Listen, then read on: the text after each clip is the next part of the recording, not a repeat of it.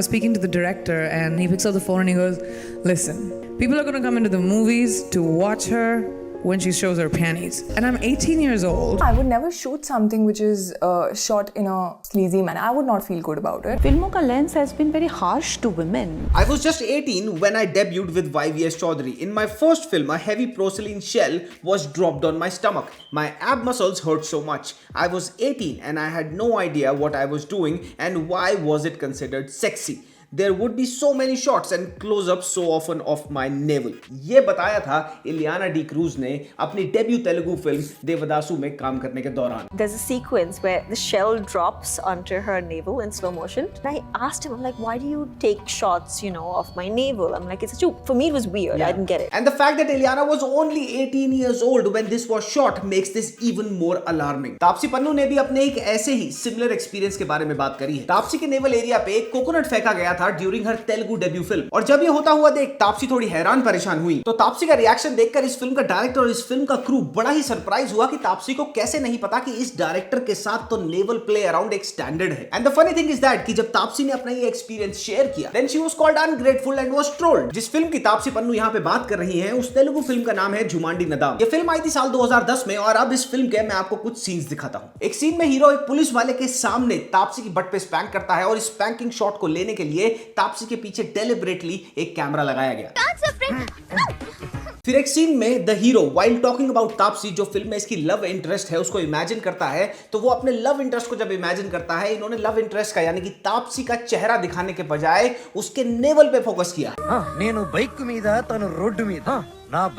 इसके बाद फिल्म में एक जूता छुपाई का सीन है, जहां जूता छुपाई के चलते तापसी और हीरो के बीच में एक प्लेफुल सा सीन शुरू होता है और हीरो बड़े ही अग्रेसिवली उसकी साड़ी उतारने लग जाता है.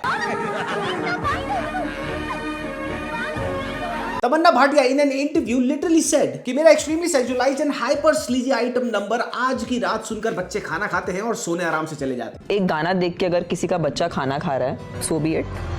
कौन सा गाना? आज की रात. साल 2019 में आई हाउसफुल 4 के एक गाने में जिसका नाम था एक चुम्मा. इस गाने के लिरिक्स के हिसाब से हीरो कहता है कि मैंने तुझे आज गुंडों से बचाया है तो मुझे एक चुम्मा तो मिलना जरूरी बनता है. गुंडों से छुड़ाया है, मैंने तुझे बचाया है, एक चुम्मा साल 2021 में आई पुष्पा का गाना ऊ अंटवा हर किसी ने सुना है, लेकिन शायद ही किसी को इस गाने का एक्चुअल मतलब पता है. ये गाना बेसिकली कॉल आउट करता है द मेल गेज को, कैसे आदमी औरतों को ऑब्जेक्टिफाई करते हैं और कैसे ये गलत है. ये प्रिटी मच सार है इस गाने के लिरिक्स का. बट एस्टाउंडिंगली इस गाने की वीडियो में समांथा रूथ प्रभु से एग्जैक्टली वही विजुअल ग्रामर को डिप्लॉय कराया गया है जिसको इस गाने के लिरिक्स क्रिटिसाइज करते हैं.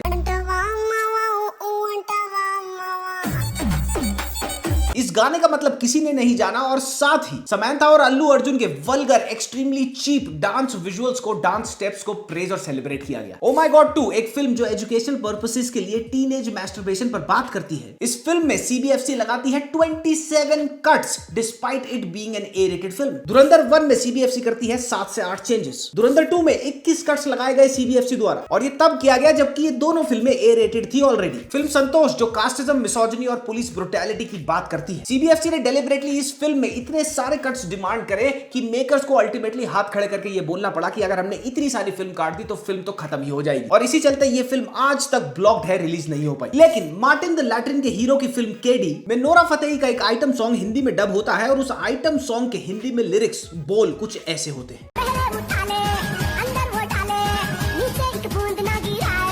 अब इस भद्दे और वाहियात गाने को रिलीज होने से सीबीएफसी नहीं रोकता. गाना रिलीज होने के बाद ये गाना 2 दिन चला और जब जबरदस्त सोशल मीडिया पे आउटरीच शुरू हुई तब इस गाने के मेकर्स को इसको पुल डाउन, टेक डाउन करना पड़ा. The CBFC had absolutely no problems with the lyrics of this song. Pushpa के गाने फीलिंग्स में रश्मिका मंदाना लिटरली अल्लू अर्जुन की जांघों के बीच में, थाइस के बीच में हाथ डाल के उसकी थाई को पकड़ती है and her face sits right next to his groin area.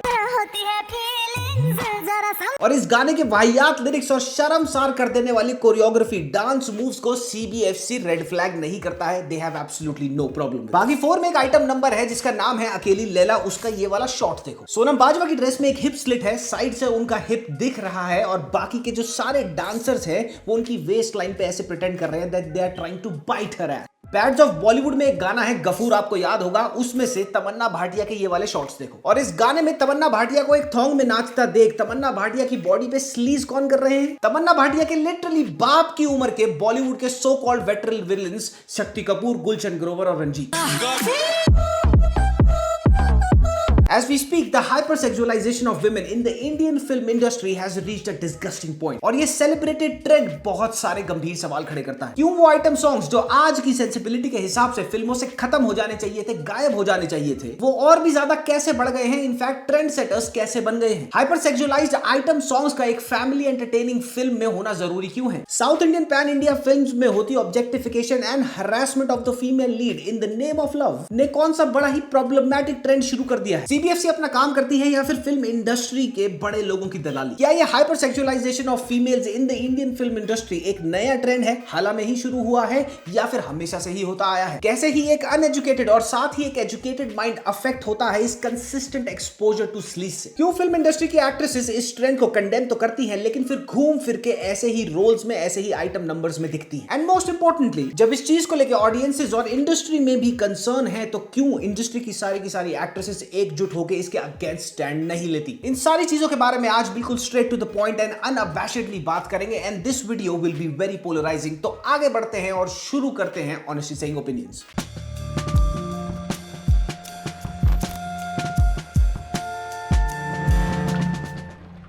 तो ये समझने के लिए कि ये फीमेल ऑब्जेक्टिफिकेशन आज इंडियन सिनेमा में जहां खड़ी है, वो वहां तक पहुंची कब, क्यों और कैसे, ये समझने के लिए हमें जाना होगा वक्त में थोड़ा पीछे, because it's always the history that paves the road for the future to come. Year 1967, एक एक्ट्रेस ने बॉलीवुड में सेट एक्ट्रेसेस के लिए जो सोशल नॉर्म्स थे उसको तोड़ा। This was Sharmila Tagore in a bikini for the very first time in a Bollywood film.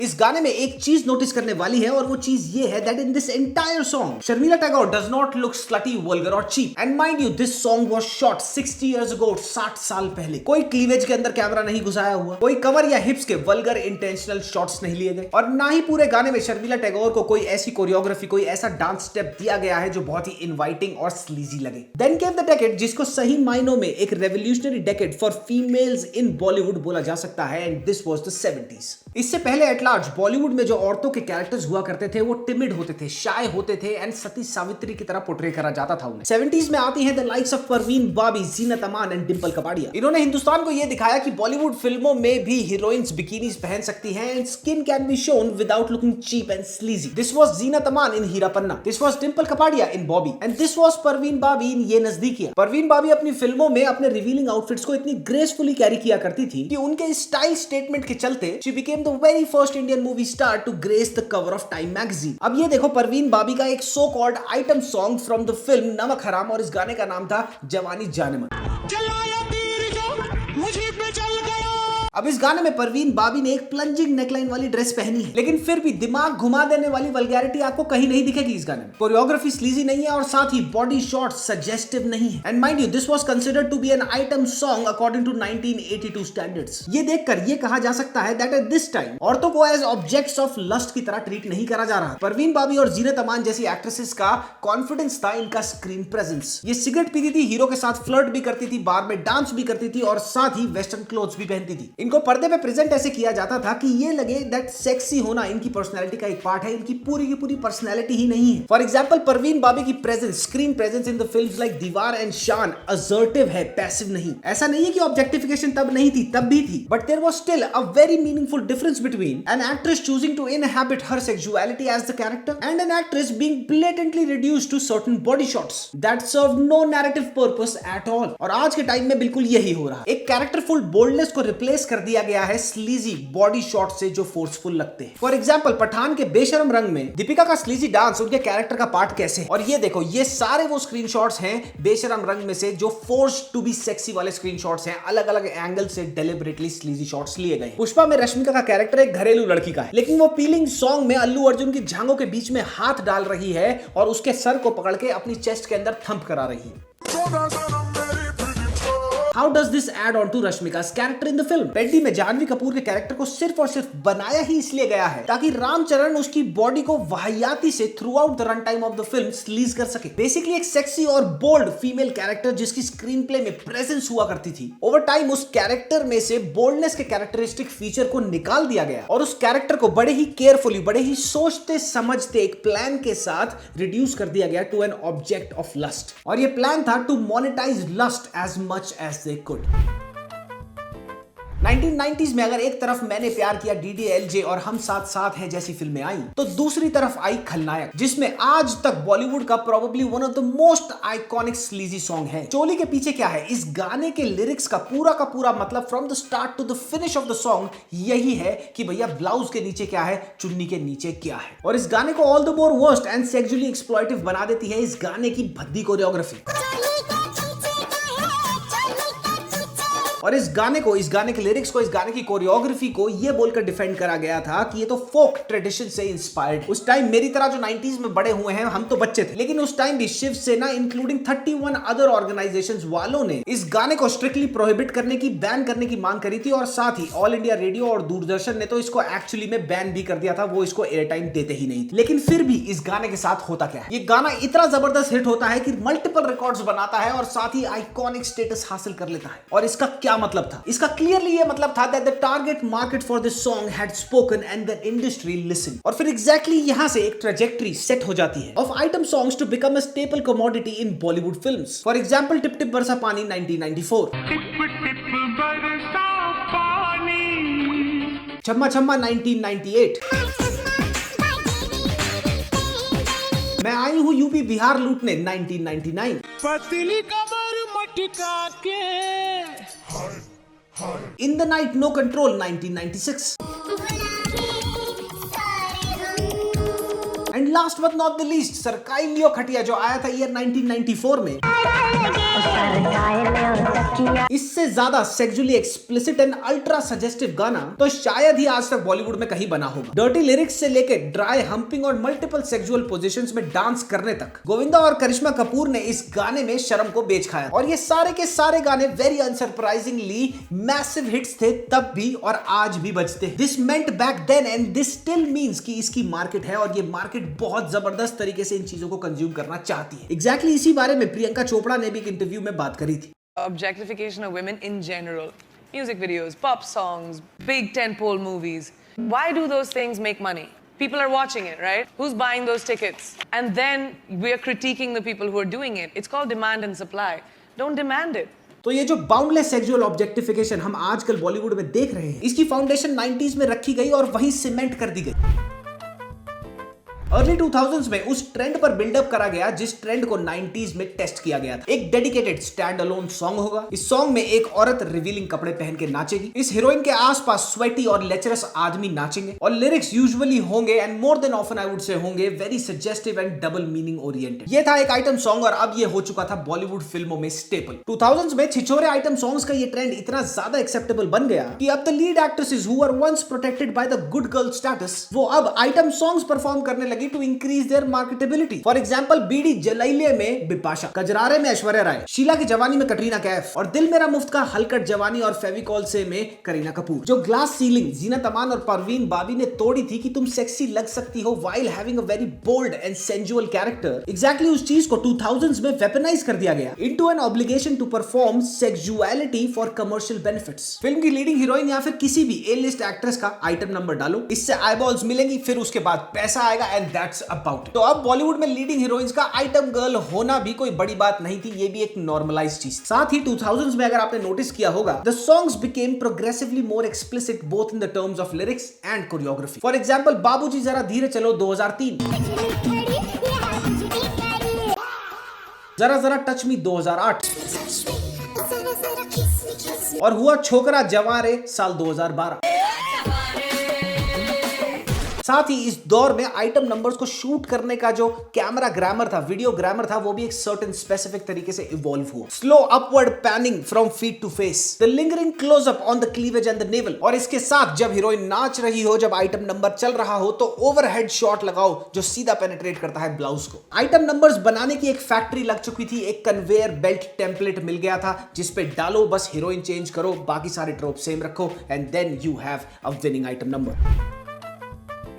Now cut to the present time. By now ये जो मेल गेज है, ये जो हाइपर सेक्सुअलाइजेशन है, ये सबकॉन्शियसली लोगों के दिमाग में, ऑडियंसेस के दिमाग में इतनी हद तक नॉर्मलाइज करी जा चुकी है that this problem is nearly invisible now. Bold roles, shedding inhibitions and brave performances जैसे बड़े बड़े भारी भरकम अंग्रेजी वर्ड्स यूज करके हाइपर सेक्सुअलाइजेशन को मैक्सिमाइज करे जा रहा है मैक्सिमम मॉनिटरी बेनिफिट्स के लिए। और इसका सबसे बड़ा रीसेंट और पोटेंट एग्जांपल है the portrayal of Jahnavi Kapoor in her recent Telugu films. Devara film में जानवी कपूर के कैरेक्टर को सिर्फ और सिर्फ ओगल करने के लिए, लस्ट करने के लिए एक सेक्सुअल ऑब्जेक्ट की तरह यूज किया गया। जानवीज every shot in that film was centered around her skin, not her acting. और जानवी की बॉडी को ऑब्जेक्टिफाई करने वाला यही सेम ट्रोप डबल नहीं बल्कि क्वाड्रुपल किया डायरेक्टर बुच्ची बाबू ने अपनी नई फिल्म पेड्डी। पेड्डी में जिस हिसाब से जानवी कपूर के कैरेक्टर को एक्सट्रीम तरीके से, हाइपर तरीके से सेक्सुअलाइज करा गया है, उसको देखकर यह लगता है कि इस फिल्म के मेकर्स लिटिल बिट भी कंसर्न नहीं थे about maintaining, about keeping the female dignity intact. They literally went all out to appease a very particular type of छपरी, गवार एंड जाहिल टारगेट ऑडियंस। और ऐसा कुछ शर्मसार कर देने वाला बनाने के लिए पेड्डी के डायरेक्टर बुच्ची बाबू को इंस्पिरेशन कहां से मिली? अपने टीचर, अपने मेंटोर सुकुमार से, जो थे the director of Pushpa. Pushpa में औरतों को हाइपर सेक्सुअलाइज करने का टेम्पलेट, और इस टेम्पलेट की ही pan India wild success box office पर ही मोटिवेशन देती है बहुत सारे डायरेक्टर्स को पेड्डी और पुष्पा जैसी गवारों वाली फिल्म बनाने के लिए। पेड्डी, देवारा और पुष्पा जैसी रीसेंट फिल्मों में कैमरे का रिलेशनशिप फीमेल बॉडी के साथ इंसिडेंटल नहीं है बल्कि आर्किटेक्चरल है। The makers know what they are doing, the lead heroes know what they are doing, and the female actresses who signed up for this very well knew what they were signing up for. इन फिल्मों में heroines बस नाम की actresses हैं और काम की है वो एक हाइपर सेक्सुअलाइज्ड विजुअल कमोडिटी। ज्यादा बड़ा क्वेश्चन ये नहीं है कि ये हो क्यों रहा है, क्वेश्चन ये है कि अब इसको करने वालों में कोई भी शर्म, डर या फिर इनहिबिशन बची क्यों नहीं। सीबीएफसी जिसका डर होना चाहिए पेड्डी जैसे मेकर्स को, वो एक्चुअली देखने में ऐसा लगता है, पेड्डी जैसी फिल्मों को देखने के बाद ऐसा लगता है कि ये टके के भाव नहीं लेते सीबीएफसी वालों, क्योंकि साउथ में तो ये कल्चर है ही, शायद बड़ा पैसा देकर सीबीएफसी से फिल्म अल्टीमेटली क्लियर हो ही जानी। And on the other hand actresses के भी जबरदस्त डबल स्टैंडर्ड्स हैं। फॉर एग्जांपल वेरी रिसेंटली राज शमानी के पॉडकास्ट पे जानवी कंडेम करती दिखी over sexualisation of female artists को। If a DOP puts a camera on some place that I'm not okay with, I should be able to say नहीं, ये नहीं चलेगा, मुझे नहीं चाहिए। लेकिन फिर भी जानवी कपूर आपको ऐसी तेलुगु फिल्मों में देखने को मिल जाएंगी जहां पर इनको सिर्फ एक ब्लाउज और घाघरे के अलावा और कुछ पहनने नहीं दिया जाता। और ये तो तब है when Janhvi Kapoor, coming from the Kapoor family, stands in an absolute position to say no to these roles, reject कर सकती है वो। लेकिन शायद जानवी ये समझ चुकी हैं कि पैसे से एसेट्स बनते हैं, घर चलता है, और बकचोदी से पॉडकास्ट। फिल्म रिलीज होती है और आउटरेज होने के बाद ये बोल देना कि मुझे तो पता ही नहीं था मेरे कैरेक्टर के साथ ये ट्रीटमेंट करेंगे, ये बोलना बिल्कुल बेवकूफाना है। इसका एक और बड़ा एग्जांपल है Nora Fatehi. KD the devil के हिंदी डब वाले गाने पे जब आउटरेज हुआ तो नोरा फट से बाहर आई अपनी इमेज को बचाने के लिए और बोले कि उनको ये बात पता ही नहीं थी, even in her wildest dreams, that makers were about to do this with the song. I don't understand Kannada, so I'm just relying with whatever they're telling me. Whatever they've done right now, which is creating a Hindi version and having those lyrics which are very inappropriate, I had no idea about that. Every shot, every dance move is thoroughly explained by the director to the actors before it is shot. फिर ये बोलने की audacity कहां से लाते हैं कि हमारे को तो पता ही नहीं था। Another example of shameless hypersexualization in the name of bold and powerful performances is that of तमन्ना भाटिया's। स्त्री 2 एक फैमिली एंटरटेनर फिल्म थी, फिर इसमें तमन्ना भाटिया के हाइपर सेक्सुअलाइज्ड गाने आज की रात की जरूरत क्या थी? And then Tamannaah Bhatia had the audacity to go on Lallantop and justify her choice. I can't tell you the number of mothers that have called me up and said my child will eat food only if he hears आज की रात। एक आध साल की उम्र में उसको कौन से लिरिक्स समझ में आएंगे? विजुअल्स याद रह जाते हैं। No, they just, it's, I think there is something beyond that. There is music. अगर ये गाना एक A-rated फिल्म में होता then there was no problem, लेकिन एक 12 साल का बच्चा, एक 10 साल की बच्ची अगर तमन्ना को इतने गंदे डांस स्टेप्स करते देखेंगे with the sole purpose of sleaze, तो वो क्या सोचेंगे? अब जो भी ऑब्जेक्टिफिकेशन हम बॉलीवुड में देखते हैं उसको 100 टाइम्स कर दो विजुअली और उसमें ऐड कर दो मैनिक ऑब्सेशन को, then what you will get is the relationship of hypersexualization and South Indian masala film industry. Telugu, Tamil और कन्नड़ा फिल्म इंडस्ट्रीज बेहतरीन फिल्में भी बनाती है, लेकिन इनकी मसाला फिल्में हैं इनका pan India mascot, pan India इनको आइडेंटिफाई करा जाता है इनकी साउथ इंडियन मसाला फिल्मों के टैग से। और ये तीनों की तीनों इंडस्ट्री ही Tamil, Telugu and Kannada are obsessed with cleavage and navels. Heroines in South Indian masala फिल्मों में इंट्रोड्यूस ही होती हैं in multiple small and short body fragments. जिस वाहियाती और बेशर्मी से साउथ इंडियन मसाला फिल्म में एक लीड हीरोइन की बॉडी को हाइपर सेक्सुअलाइज करती हैं, उसके सामने बॉलीवुड में होती ऑब्जेक्टिफिकेशन तो बचकानी लगती है। इन फिल्मों में the camera simply does not include the naval, the camera zooms in, holds and then returns। ये इंसिडेंटल शॉट चॉइसेस या फिर इंसिडेंटल सिनेमेटोग्राफी नहीं है, ये एक डेलिबरेट चॉइस है दैट सिग्नल्स द ऑडियंस कि देखो ये फिल्म में औरत है ही इसलिए हम तो फिल्म हीरो के लिए बना रहे हैं। पुष्पा में पैसे लेकर किस मांगने वाला सीन, तेरे को पैसा दिया पप्पी करने का और तू टाइम पास कर रही है, चल पप्पी दे, गाल पे गाल पे चुम्मा देने का इतना पैसा। पुष्पा 1 का वैन वाला सीन जहां पर ये दोनों वैन में बैठे होते हैं और रश्मिका की चेस्ट पर बिना पूछे बिना उसके कंसेंट के हाथ रख देता है अल्लू अर्जुन, इस सीन को निकालना पड़ गया था आउटरीच के बाद। तेरा हाथ कहाँ है? मेरा हाथ तेरे हाथ में, ये हाथ नहीं तो दूसरा वाला हाथ। देख पेड्डी में जानवी कपूर के रूम में घुसकर उसको जबरदस्ती अंधेरे में धोखे से मुंह पर किस कर देना, लिप पे किस कर देना, ये वाला सीन। ये सीन्स की लिस्ट नियरली एंडलेस है और साथ ही प्रोग्रेसिवली डिस्गस्टिंग भी। From Vijaya Shanti to Taapsee Pannu and from Sridevi to Samantha Ruth Prabhu, every actress in the Tamil, Telugu and Kannada film industry has literally had their navels featured in sustained closeups. एक तेलुगु डायरेक्टर है के राघवेंद्र राव, इन्होंने ओवर 100 फिल्म्स डायरेक्ट करी हैं और ये जाने पता है कैसे जाते हैं। He is known as the navel specialist। इनके बारे में लिटरली ये बात प्रसिद्ध है कि अपने फिल्म्स की हीरोइंस के नेवल्स पे फ्रूट्स, फ्लावर पेटल्स और इनफैक्ट तापसी पन्नू के साथ जो किया है इन्होंने, कोकोनट तक फेंक के मारते हैं because it looks somehow sexy. और अपनी इन छिचोरी हरकतों को डिफेंड करते हुए इन्होंने पता है क्या बोला, the waist is a beauty spot for women, to throw fruits and flowers at it is to worship it. Audience backlash तो तेलुगु डायरेक्टर्स के लिए एक आफ्टर थॉट ही बन चुका है। फिल्म में जानवी के पोर्ट्रेयल के चलते पेड्डी के डायरेक्टर ने इतनी आउटरेज देखने के बाद भी, इतनी गालियां खाने के बाद भी ये वाली स्टेटमेंट रिलीज करी और कहा स्कूल फीस और यूनिफॉर्म फीस के साथ एक पेड्डी फीस भी इंक्लूड कर दो, अपने बच्चों को दिखाओ पेड्डी, क्योंकि वो बहुत कुछ सीखेंगे इस फिल्म से। अब ये साउथ मसाला सिनेमा जो पैन इंडियन सिनेमा के नाम से आजकल धड़ल्ले से बिक रहा है, ये डेटामेंटल कितना है और कैसे है, ये मैं आपको प्रॉपर नंबर्स, फैक्ट्स और फिगर्स के साथ बताता हूं। Of all the revenue earned by Hindi cinema in the year 2024, 31% of it solely came from dubbed South Indian films in Hindi। इसका मतलब है कि अब ये साउथ इंडियन मसाला कंटेंट सब्सटेंशियली डिफाइन कर रहा है हिंदी स्पीकिंग ऑडियंस की फिल्म वॉचिंग प्रेफरेंसेस को। और जब ये 31% of the total Hindi box office is solely coming from South Indian dubbed films, then automatically the visual grammar of South Indian cinema, including its treatment and hypersexualization of women, it's no longer confined to its home audience। अब ये pan India phenomena है। एक जवान लौंडा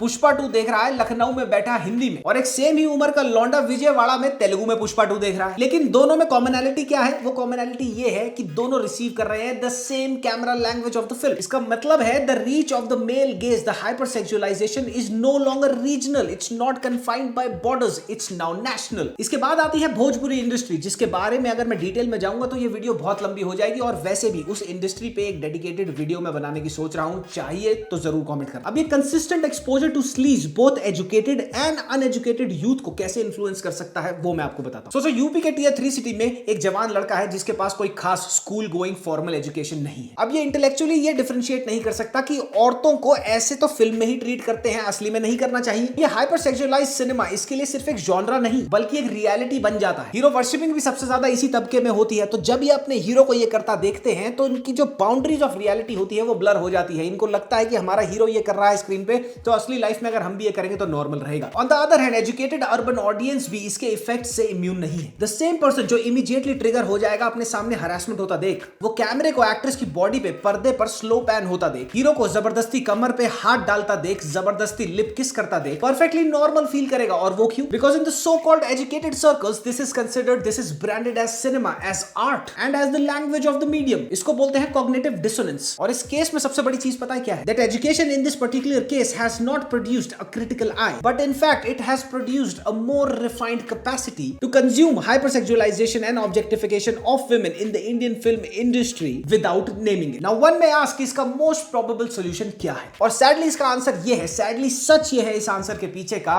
कि probably most probably इसका कोई भी सॉल्यूशन नहीं है। और वो क्यों? क्योंकि ये हाइपरसेक्सुअलाइजेशन और ये ऑब्जेक्टिफिकेशन ऑफ विमेन बिक रही है और हाथों हाथ बिक रही है। एक ए लिस्ट हीरोइन अगर एक आइटम नंबर में परफॉर्म करती है तो वो नियरली 3 गुना पैसा बनाती है। पुष्पा, पेड्डी और देवारा जैसी मल्टीपल वाहियात फिल्मों पर ROI return on investment insane है। वो ए लिस्ट हीरोइन जो एक पॉडकास्ट पे जाके ऑब्जेक्टिफिकेशन और हाइपरसेक्सुअलाइजेशन को कंडेम कर सकती है, अगर उसको एक मोटा चेक मिले तो वो पॉडकास्ट में क्या कहा था कुछ मैटर नहीं करता, she would be on the dance floor the next day. और सबसे बड़ी बात, तो सबसे बड़ा डिटरमिनेंट फैक्टर है वो ये है कि हिंदुस्तान में इस कंटेंट को कंज्यूम करने वाली ऑडियंस, इस कंटेंट को एंजॉय करने वाली ऑडियंस बहुत बड़ी मात्रा में है। और डायरेक्टर्स और प्रोड्यूसर्स जो एंगेज करते हैं ऐसी हाइपरसेक्सुअलाइजेशन में, जिनको अच्छी तरह पता है कि कैमरा सुंडी में घुसाना है या फिर क्लीवेज में और कब करना है, ये इन सबको ये सारी चीजें इक्वेशन की पता है, ये इन सबको जमा करके हमें देते हैं ऐसी फिल्म। तो भैया आंसर सिंपल सा है, sex sells, skin sells. It's a very sad reality that we live in, but this is what we have to live with